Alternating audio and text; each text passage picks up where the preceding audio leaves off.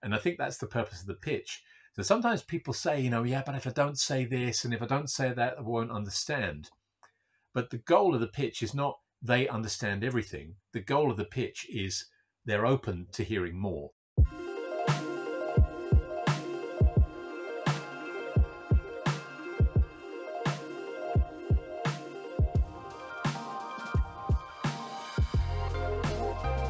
Hey there, and welcome to yet another episode of the World of Presentations podcast, brought to you by us at Presentation Agency 356 Labs. Yes, we not only develop and train people from some of the biggest brands in the world how to prepare and deliver truly effective presentations, but we also organize and host the largest presentation skills conference in the world called Present to Succeed. I'm Boris, the founder of the company and your host for today's episode, and today we have someone truly special, I would say. David is, first of all, one of our speakers for Present to Succeed 2022. Sorry, David, no way for me to not start with that one.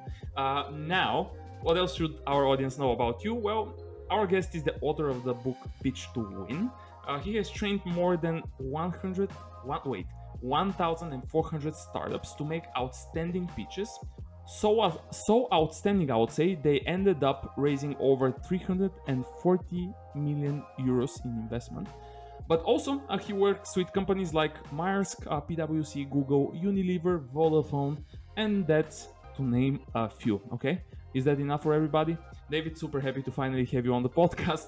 Thanks for taking the time, and thanks once again for joining us for Present to Succeed 2022. Sure, I'm delighted to be here and looking forward to the conference. Absolutely, and I'm looking forward to this conversation, by the way. Yeah, me too. By the way, for everyone who just heard the conference for the first time, tickets are on sale, okay? So you can check it out.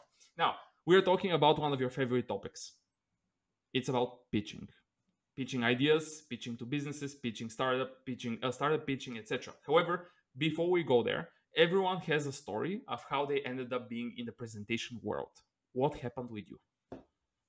Well, I worked for a big company for 16 years. I worked for Canon, the camera company. Yeah. And during that time, I gave over 1,000 presentations. And very early in my life, my working life, I got almost forced to learn how to present. So I had a guy called Lance Miller, who was my boss, and he worked in advertising for 20 years. So Lance was the guy who could make a mouse look like an elephant. You know, he was Mr. Pitch. And he forced me to learn. He said, this is something that's absolutely essential for your career, and you've got to learn it. And, I was in my early 20s. I'd never done a presentation before, but he was a bit of a master, and I picked up a lot from the way he presented. Then in my corporate life, I realized it made a big impact on people's careers, on how they were seen by their colleagues. And so I really spent a lot of time making it a strength of mine. And I wasn't brilliant, but I was, relatively good. And I think it helped me very much in my career. And then I moved into pitch coaching. Yeah. So that was so someone influenced you. Yeah, definitely. It was a person who, as I say, he was really good at presenting. And I think in advertising, you're pitching all the time. Yeah. And what we forget is that actually in our jobs, we're pitching really a lot in kind of micro ways, obvious ways, less obvious ways. You're talking to a potential employee, you're pitching. You're talking to somebody in a meeting. You want to persuade them to take action.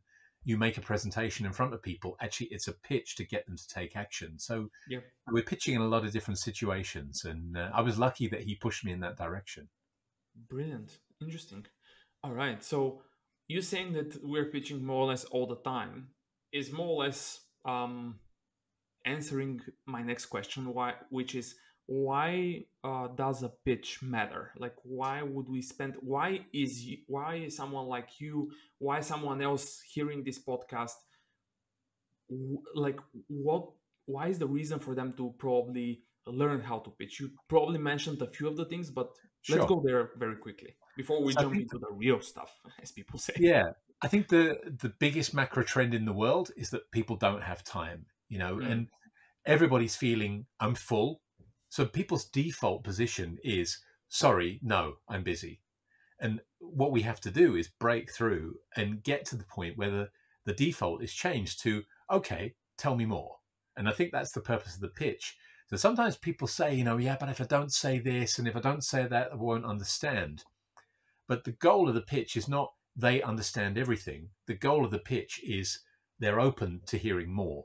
And I think that's a big challenge for people to get to, that you want to get them past that default of no and get them to, I'm excited. I want to find out a little bit more about this. So I think that's the biggest reason. People are under time pressure, and they want to hear things quick. They don't want a long presentation. All right. So let's start because we're going to, in this episode, we're going to talk about two different, I would call them, types of pitches. One of them super popular, especially because of the world that we're living right now, startup pitches, which are more or less every single time in front of investors. And then the other one is, hey, a lot of people from our audience are business professionals and people from the marketing world, the PR world, the financial world, technology world, etc. They need to pitch their ideas in front of their colleagues, in front of their managers, sometimes in front of customers, right? Which is a little bit different than pitching an investor. However, as pitching investors is trendy and sexy, let's start there. Sure. What are investors looking for in a pitch? So I think what investors are looking for is, firstly, clarity on the problem that you're solving, and then how big that problem is. So is this something that's really worth fixing? Are people looking for this to be fixed? Will they pay to have it fixed? And is there a big opportunity here? So I think that's the starting point, is always, what's the problem you're solving? You can almost say that this is the why of the product. Why does the product exist? It's because there's a problem and a pain that people are really frustrated with, or they're losing time, they're losing money with. So that's the starting point. Then the second thing is that they want to see that, of course, you've created a product, but honestly, product is surprisingly not the most important part of the story for investors. What they're especially interested in is, have you taken your product and taken it to potential customers? Have you validated that it fits roughly what they're looking for, at least roughly? And have you learned from customers? Have you found out what you need to improve? And then if you're in business, how is it going? Are you growing? Are you getting more uptake? Are you getting more users, more revenue? So they want to see momentum in the business, but they really want to see you engaging with the audience and engaging with your potential customers. So I think, firstly, a pain. Secondly, of course, a product, but the second big thing is engaging with customers, whether that's validation or sales. And the third thing is the team. So they want to see who are behind this, who is getting together around this idea, and are they the people with the skills that really need to bring this to the next level. And on top of all that, they want to know why you know, what's your personal motivation? And they really need to feel that enthusiasm. I hear again and again, you know, I want to see the passion in the eyes of the entrepreneur. And I think that's the same in big companies as well. You know, people are making proposals all the time. They want to hear, why do you think it's a great idea? You know, if you're not enthusiastic, why should I be?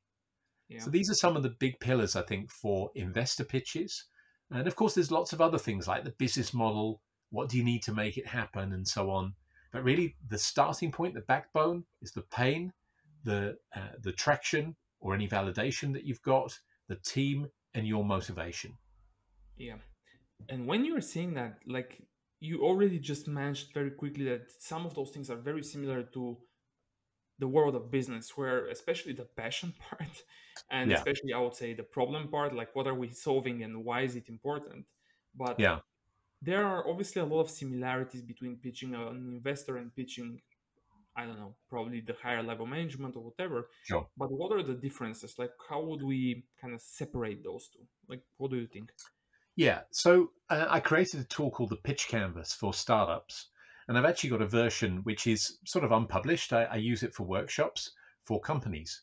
And I'm happy to share that to your audience. And the Pitch Canvas has a number of blocks of content. So it starts with pain, product, demo, unique. So what's unique? And traction. So what have you done with sales? How far are you? I think these 5 things are almost the same for startup pitches and for company pitches. You know, you want to get across the problem, the solution. What does the solution look like? What's unique about it? So unique selling points, what stands out from competition, and then is it already being sold? So those 5 things are common, but then you get into different areas. In the startup pitch canvas, there's business model, but I don't think customers are so interested in business model. They want to know what's in it for me, for example.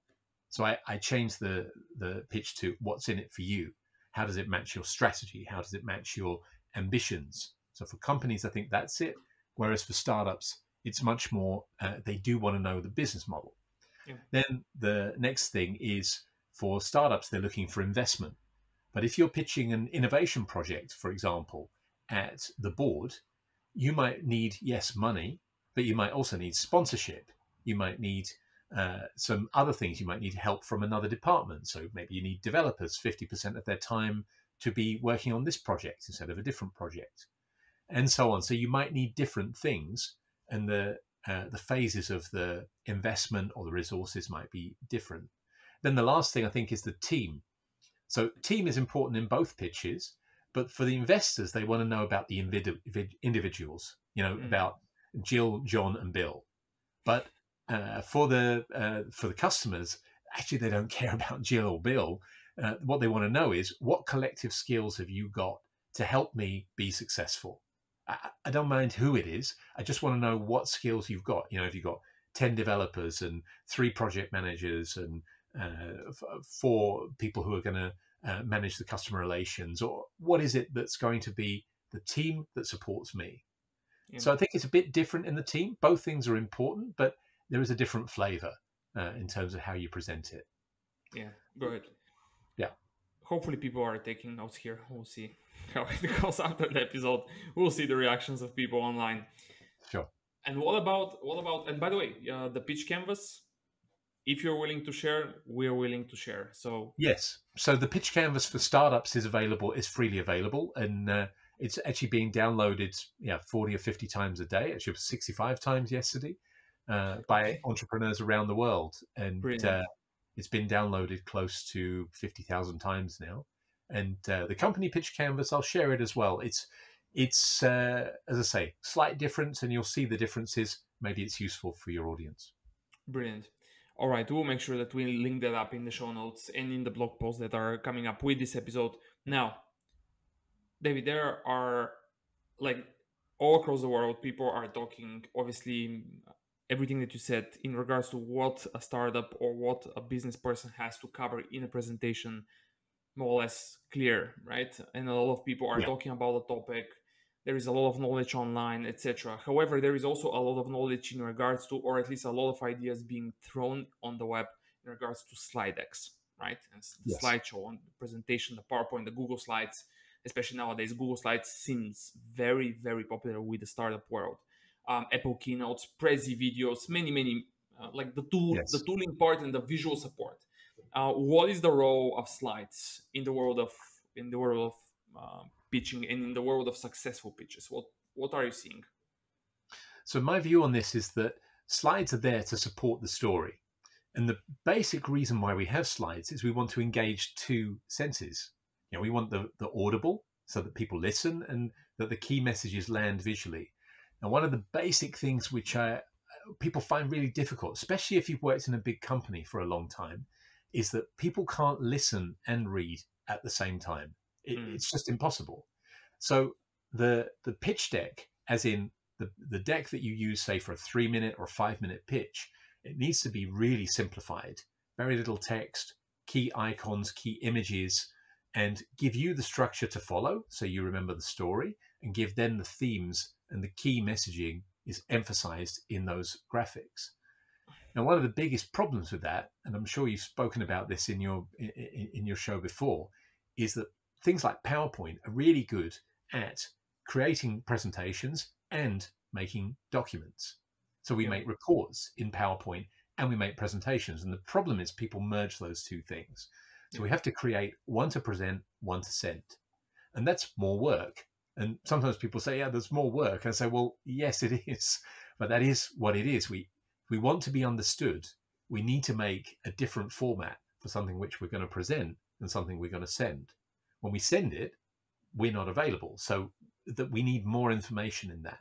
But when we're presenting, we need less information on the slides because they need to listen to our story, which is the key message. Yeah, you as the speaker are the most important thing, right? Yeah. That doesn't mean that slides are not important, not at all. I think, I was training a team the other day, and they had a beautiful slide deck. And, I see slide decks all the time, but this was really on top level. And you can feel yourself feeling like you almost hope this is a success. You almost hope that this is a great idea because it looks so good. So attention to detail on slide design is really important. And sometimes less is more. Sometimes just focusing on one message per slide, for example. But the slide design, it just adds that element of professionalism, of comfort for the audience. There's a lot of things that come with the slide design. And the challenge is often to reduce the details and not overdo it. In terms of the software, I think, it can be slides, it can be PowerPoint, Keynote, Prezi. To some extent, it doesn't really matter because they all have some strengths. But what matters, get the story straight and then use the visuals to support that story. That's what I'm training people. Yeah, absolutely. I mean, cannot agree with you more. Like the fact that you need two of those, like one for when you're pitching live. By the way, that is the same for, I think that is absolutely the same for both the startups and the business world. Like both, and everyone complains that they don't have time. And then I challenge sometimes that statement and say, hey, how important is this? Like, how important is this project? And they're like, well, the investment depends on this. And I'm like, now I think you have time. Yeah. And I think it's a fair question, and sometimes the answer is, well, not that important. Then it's okay. And if it really isn't, then that's fine. Absolutely. I find a really useful 3-part question is really handy to answer this. And the question is, what do you want? How much is it going to cost you? And are you prepared to pay the price? So what do you want? Say investment. What's it going to cost you? Really a stupid amount of time to prepare the pitch. And it just is. It's not going to be a short process. Then are you prepared to pay the price? Well, if the answer is no, then it's okay, but then change the answer to the first question, because it just is going to take a lot of time to sharpen that pitch, get the message right. It takes a lot of testing, a lot of finding out what people respond to, but that is the work and that's the job to do. And, sometimes we just have to knuckle down and get the work done. But when you succeed, you forget all the work. It evaporates. When you have a successful pitch, you don't remember all the work it took to get there. Yeah, completely agree. By the way, that 3-part question is an interesting one. I think that's a very interesting take on it. Like, are you willing to what are you willing to pay for it? How much are you willing to just spend the time on it? No, then change the first. It's actually from a guy called Brian Tracy. He's a long-time motivational speaker that I listened to in the 90s and so on. I gained a lot from him. But especially that 3-part question I found really useful in my life. And what's it going to cost you? It's sometimes it's time, it's money, it's reputation, or even relationships sometimes with things that you want. And then, specifically in things like investment or get the deal with the customer, are you prepared to pay the price? Will you put the work in? And then be honest with yourself. If it's not that important, it's okay. Then let it go. But if it is important, then do that work. Yeah, we also say, I actually 2 days ago I had a training with one of our customers and told them, hey, everything that you're going to learn today, I don't want you to apply it every single time. Yeah, great advice. Apply it when it's important. And how you define important, you guys are business people on leadership roles. You know what is an important talk. Okay, so I trust your judgment, but when it's important, spend the time, because otherwise you're putting yourself at risk. And I don't see a reason why you would do that. I mean, that's great advice that you're giving.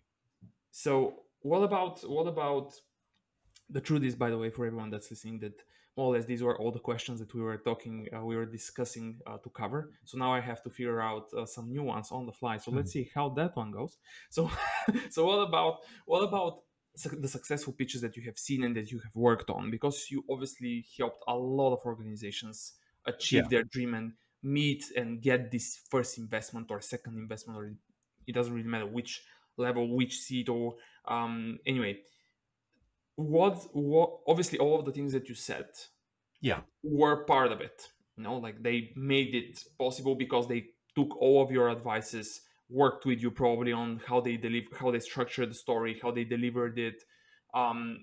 What, like, because you said that you also have seen a lot of slideshows, a lot of presentations, a lot of pitches, on and on. Like, if you have to navigate that thing and say, okay, here is one thing, or here are a few things that really stand out in the successful pitches, and these are things that very often the other side, the ones that lose the money or don't get the investment or whatever, for some reason are not doing, or they're not doing it well enough. Like, is there anything else that we can add here? Yeah, so I think one big issue is talking about what we do. And this is a pretty common thing. And I'm actually in a startup myself, and I totally empathize with it, because even though I'm coaching people every day and doing dozens of sessions every month, it's hard to coach yourself. And sometimes when we're pitching our startup, we just want to tell all the work we did, because we did a load of work. And so that's on our minds, that we're thinking, this is what we built. We want to tell them, this is what we built.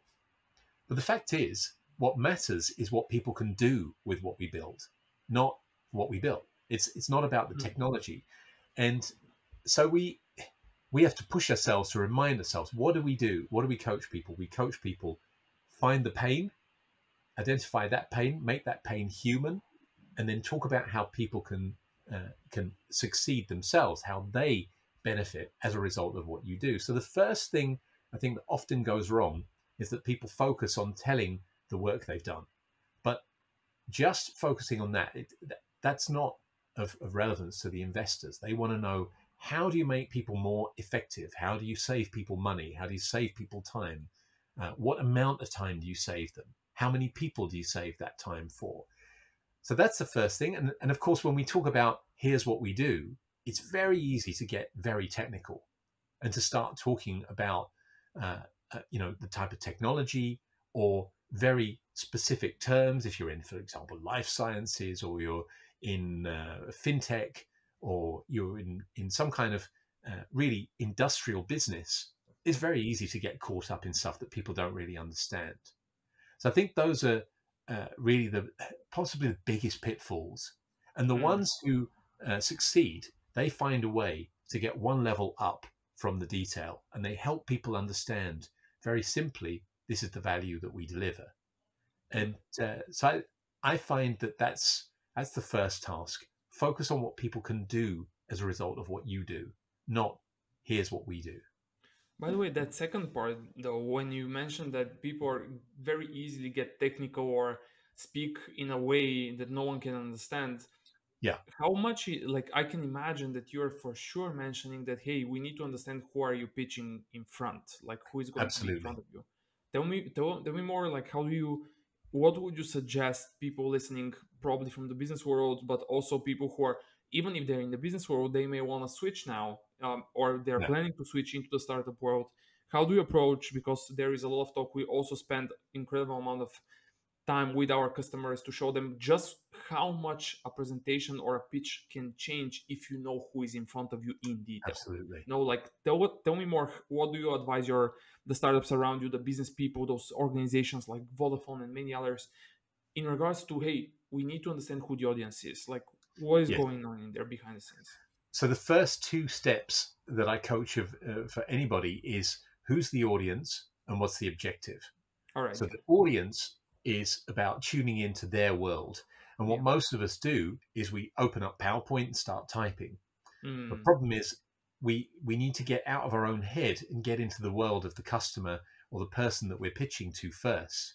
And that is really about doing the work and doing the research. So for example, if you're in, say, a pitch competition, then you'll know who's in the jury, and you can go to LinkedIn, you can find out, what do they like? What do they post? You don't need to do hours and hours of research. You can very quickly find out in 5 or 10 minutes, what is one person interested in? Is there something that we could tell that would resonate with their interests? And equally, you can find out, are they people who are, for example, very innovative? They love really cool new stuff? Or do they seem like the people who want to just build on what they've got? So if you're pitching a new idea to a customer, you might want to think about, are they really looking to change the world, or do they just want to make it a bit better compared to what they've got? Because that will change the language that you use to bring your proposition. So I think tuning into the audience is actually, I've been doing this for 8 years with pitch coaching. And I would say in the last 6 to 8 weeks, it's become even more clear to me that the more time you spend trying to understand who you're talking to, the better the pitch will be. Yeah. And the less time you spend, the more likely it will go off. Yeah. And so I encourage people a lot to focus on the audience. Who are you talking to? We need to cut that. But this is, by the way, as part of the podcast, this is a note to Tonya, who is our marketing person, who is going to edit the episode afterwards. Tonya, are you listening? Yep. So you need to use that phrase for the start of the show. The more time you spend understanding the audience, the better your pitch will go. That moment, I think, is like so true. Do you, by the way, do you remember moments with your customers where, like, on top of your head, you know, like if you don't remember anything, let me know. But sure. Do you remember moments in time, like moments in the past, where someone from your customers found something crazy interesting on LinkedIn or somewhere on the web for someone that's going to be in front of them, and then used it in a clever way, not in a spooky way, right? And won the hearts and won the competition, or did an incredible job there? A really good one. So when I coach people to talk about the team, and sometimes it's a bit difficult to find something that really stands out about the team. A lot of team descriptions are a bit generic. So sometimes I would say, you know, if you climb mountains together, if you run marathons together. And these two guys in a team that I was coaching said, oh, we've climbed mountains together. And I said, you got any pictures of that? And say, yeah. And so they showed me this picture of these two guys on top of this mountain out in the middle of absolutely nowhere. You know, it really looked like the top of the Himalayas. Anyway, a few months later, I was talking to them about a pitch competition, and they said, we found one of the jury members likes mountain climbing. I said, well, put that picture in there. And sure enough, it resonated. The guy asked a question about it. I said, oh, I see you're mountain climbing. I'm also really interested in mountain climbing. I mean, mountain climbing, you need to work as a team. This must really help you, right? It immediately landed with the audience. You know, so I think you can find something, you know, in the end, people are just human beings. We like our own world. We like our own interests. And if somebody taps into our interests, we're inevitably going to be more connected with that person. So I think taking the time to find that little bit of extra connection with them can really make the difference. The same with investors, you know, sometimes you find an investor who's got a particular interest or a particular focus. They might have a hobby. One of my customers is really into barbecuing, for example. And so, you know, I make a habit of finding out a little bit about barbecuing. It's not my main topic, but I know he's interested in it. I really like him. Actually, he's a really cool guy. And, you know, I want to be connected both professionally and personally. So I spent a bit of time to try to understand why would be somebody be so interested in barbecuing, and just ask a few questions about those things. So I think it's important to get connected. You know, in my first job, we had a salesman called Glenn Harris, and my boss was Lance. Lance was marketing, and Lance always said to me, you know, I couldn't do what Glenn does. You know, Glenn, within the first 10 minutes of knowing somebody, he'll know what their kids' names are, how old they are, where they live, whether they play golf.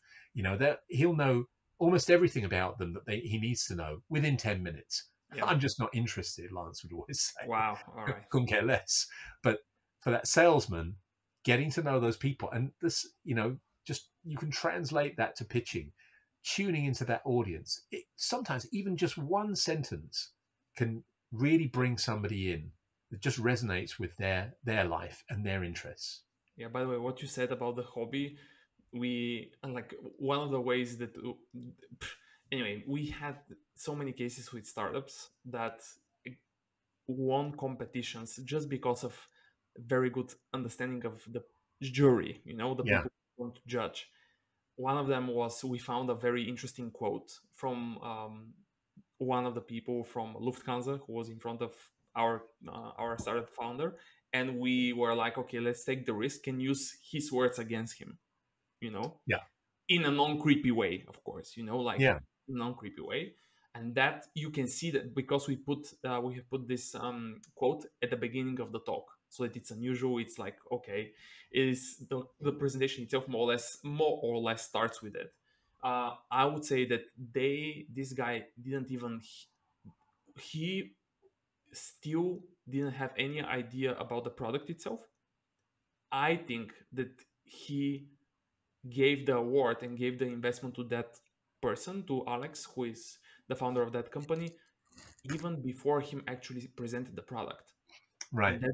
And that's because just his presentation was just so different than all of the others that he just have seen in, like, because before Alex's presentation there were like 6 or 7 more, and all of them were those typical talks, you know, so boring, so usual, so much expected. And then there is one guy that his slides look incredible, he approaches him in this way, etc. But once you said the hobby, we had a very similar story, but our customer was telling us how his salespeople found that C-level executives from a Swedish car manufacturer, let's see Yeah. who that company is. It's not Koenigsegg, the other one. Mm-hmm. So that one actually, this guy's Facebook profile turned out to be public. And so the guys at the company, those sales guys, researched opened his Facebook profile and found out that everything he shares, everything he likes, comments, publishes, everything was one on the same subject, you know. And it turned out that obviously that was his hobby, and his Yeah. hobby was that he was riding horses, you know. Okay. Yeah, Wow. yeah, wow, you know. And he was riding some of those like very boutique, very premium, very expensive breeds of horses, Yeah. you know. And so they included a comparison between their product and the experience of riding such type of horse. Very nice. Yeah, you know, and they won that deal just Yeah. because of that, you know. So for everyone that's listening, careful here, because this thing can change the whole story of the talk. And Yeah. from me, once the story changes, from there the design will follow, you know, and the design of the slides will also change once the story changes. And as you said, a lot of people Yeah. jump into PowerPoint or anything like that first without going and doing the most important work, saying, hey, what do I want to achieve, as you said, and Yeah. who is going to be in front of me. It's crazy. Absolutely. And I think that example you've just given is a proof that in the end, people who are judging things are human beings, whether that Exactly. judging is as a customer, as an investor in a competition. You know, they've all got a rational head, but they've also got a non-rational Yeah, heart. emotional. Yeah. And these two things are working together. And sometimes one is much stronger than the other, but and often the rational is more leading, but the heart is making quick decisions. And we make decisions about whether we like stuff really quickly, and then we look for the facts to back it up. And you know, sometimes something that just connects with people as a human can be the most powerful thing. Yeah. So my final question on the topic will be: what was the worst startup pitch or business pitch that you have experienced that failed in front of you? You know, like just one that you experienced. But before, I'm giving you Yeah. some time as a very good moderator, obviously, to think about that. I'm asking the audience who is listening to this one: how do you guys think I'm dealing with the fact that we don't have any more prepared questions for the last 20 minutes? Doing right. I'm doing quite well, right? So back to the important part. Do you have a moment in time, like do you have a story I do. from a few years ago where you experienced like the worst thing, that like you are asking yourself, how is this even possible? Like, why did Mhm. those guys do it this way, or gals did it this way, or whatever? Like, do you have Yeah. something like that? Yes, actually, it's from two TEDx talks, and All the right. same thing happened in these two talks, but there was a different result. So there was one TEDx event I trained at, and one of the speakers was so incredibly intense. She was almost desperate to make it a success. Mm, And you could see in the practice work that she was doing was so intense, it was so brainy and so constant. And I'm actually a big fan of keeping practicing, but you need to have little breaks uh, between practicing. So I've seen people who practice up to the last minute and it works a charm. It works really well. But this was very intense and she was desperate not to forget anything. And it happened. And in the middle of the TEDx talk, she actually froze. Now, they actually give advice at TEDx events about what to do if that happens. And they tell you, just stop, take time, and then restart so that we can edit the video so that you will have a perfect video. So it might not be perfect on stage, but you'll get the video. But this totally went wrong. She just started saying, oh my goodness, and oh, it's going terribly. I can't remember what I was going to say. So it came out like a lot of stress. Then, so that was kind of a disaster scenario, because the ideal thing, if you forget, is just to stay calm and just simply tell people, I'm really sorry, I've lost my place. Give me a moment and I'll find it again. And then just take a moment, go back over the things that you've said and pick it up again. And that happens quite a lot. Now, I also saw a TEDx talk, and it was at TEDx Amsterdam a couple of years ago, and it was the first person speaking. And he started speaking, and 3 minutes in, he also froze. And he actually said in the microphone, oh God. And so clearly he was melting. Yeah. But what happened was, because he behaved in a very human way, not in a kind of, oh, it's going terribly wrong. He was like, oh no. Like any of us could have responded. The whole audience started cheering him on. And they was like, it's okay. You're doing fine. It's all right. And honestly, up to then, to be perfectly honest, the talk had been really boring. I really was wondering, why is this person on stage? And from that moment, everybody started cheering him on. He picked it up and it became really interesting. I'm not sure what happened. I think he just realized, you know what, if I do screw up, people aren't going to hate me for it. They're actually going to support me. All right, let's just give it my best. And in that moment, it switched from being, very painful, but because he reacted like a human being, oh no, I've screwed it up. Everybody supported him and away he went. So I think how you respond when things go wrong is, as things can go wrong, they will. It will never be perfect. And, if you do 100 presentations, some of them will go wrong, either technically or you forget something or whatever. And the best advice is just to stay calm, stay human, don't worry about it. Tell people, hey, we have a technical problem. We're going to fix that for you. Just hold on. Or if you forget, just tell them, hey, I messed up. Just hang on and I'll pick it up again. And they'll support you. And I've even seen somebody who did that in a pitch competition, and the same thing happened. Everybody cheered them. Then they picked it up, carried on, and they won the competition. So people don't hate you for making mistakes. They almost like it. They feel it's more human. So it's interesting to see what happens when something goes wrong. Absolutely. I completely agree. 37 minutes into the podcast, we covered everything from my notes, plus more. So now going back to one of the original questions in this podcast that we asked everyone. Who is that one person that you think we should invite on our podcast here? Like one name from the presentation industry, from the startup world, or from the business world. Not that startups are not businesses. That sounds kind of strange. But just one name that made an impression on you for one reason or the other. Like, what do you think? Who is going to there's actually a guy who I really like a lot for his attitude towards pitching. So it's a company called XPIVI, EXPIVI. And the founder there, Babak, I've seen him over a number of years. I've done, I think now 5 training sessions with him. Okay. And he was good at pitching to start off with, but he's invested at least 5 or 6 hours of intense time, and forget all the preparation and the work that came after it, but just face-to-face time with me for various programs. And that time that he's invested, a lot of founders just don't have time to do those things. They say they don't have time. But he has been constantly improving his pitch. And actually, his business has exploded. in the last year. I mean, like really exploded. And they have a 3D modeling system for online shopping. It's basically for any product that has options, so color options or accessory options, and they 3D visualize that instantly. And it's right now, of course, that COVID has kind of driven that online business. But what I like most about him is I've seen him before the business took off, and he was down to earth, trying to improve his pitch, always there, trying to look for that next little bit that would make it better.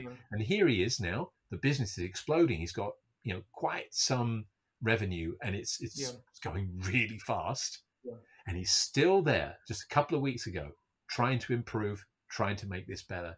And those people that have that attitude to their pitch, they have the same attitude to their business, and they're going to make it a success. So, what was the name of the company? XPV. I think it's EX, or it's just XPIVI. I can share you the name later. And the founder is called Babak. Babak. All right, I'll find it afterwards. Yeah. All right, brilliant. One last here. What is the best place for people to connect? And second part of this question, not only where are you most active so that people can connect with you, but also where can they find more about everything that you are doing? Because you're doing obviously some really, really cool stuff, both for the business world and the startup world. What are those places? I'm taking notes. So my website is best3minutes.com. So that's the word best, number 3, and minutes.com. Oh, with the number. All right. Yeah. And that actually, my wife came up with that idea. I was writing a book called 3-Minute Presentation, and 3-Minute Presentation wasn't available, and she came up with the idea of best 3 minutes. And then best place to connect with me is on LinkedIn. I'm very active on LinkedIn, and I'll be very happy to connect with your listeners. Perfect. David, we can talk about this for many, many hours. That is an easy one, I think, for both of us, and we are both super passionate about the topic. Thank you so much for joining, and thank you so much for even though it's very early, it is actually, now that we're recording this, it's the end of April 2021. Yes. And we're already planning the conference that you decided to join us, that you decided to join and help us with your knowledge in regards to pitching and all of that we just discussed, but probably a little bit more in detail during the event. Can't wait, by the way, already for that session. I think it will be a very important session for everyone, because again, as part of the conference, we have only business people there, so they are being asked to present, but we also have startup founders. There are not that many, but there are a lot of business people, and they're being asked to present their ideas constantly. So you bringing that knowledge to them will be absolutely brilliant, and hopefully a lot of people will join us for that one. Thanks again for joining, and thanks again for sharing everything. We are going to make sure that we link the best3minutes.com website, the LinkedIn, your LinkedIn profile, and you have to share us the startup pitching canvas. Yes, I will do. Which will link up also for everyone who is interested. All right. Really, that was nice. That is, by the way, 43 minutes already. Thanks again. Really, that was super nice. For everyone, every one of those resources that I just mentioned will be in the show notes, will also be in the blog post coming with this episode. Find it out, check it out, check what David is doing. It's super nice. He's also posting a lot of stuff on LinkedIn, I would say that is super useful. In the meantime, also check out our website 356labs.com and the conference that's coming up in April 2022, Present to Succeed. If you don't know about it already, check it out for sure. Thanks for listening. Hope you enjoyed it. If you liked it, share it with a friend, and see you in the next one.